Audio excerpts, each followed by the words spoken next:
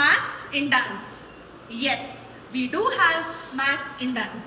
So last class మనం సప్తతాళాస్ చూసాం. So సప్తతాళంలో ఒక తాళం తీసుకుందాం, జంపతాళం తీసుకుందాం. సో జంపతాళంకి అంగాస్ ఏంటి? లఘువు, అనుధృతము, ధృతము. ఇప్పుడు లఘువు కౌంట్ అనేది వేరియబుల్, అంటే జాతిని బట్టి మారుతుంది. అనుధృతము అంటే 1, ధృతము అంటే 2.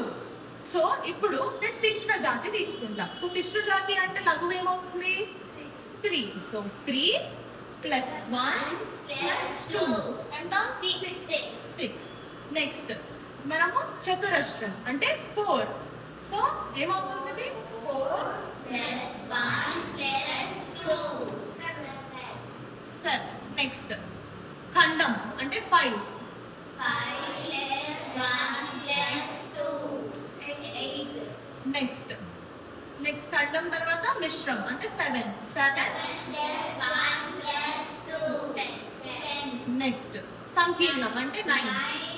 9 + 1 + 2 సో ఇది మనకి జాతి బట్టి లఘువు మారుతుంది, అనుధృతము అండ్ ధృతము చేంజ్ అవుతుంది, విచ్ ఇస్ కాన్స్టెంట్.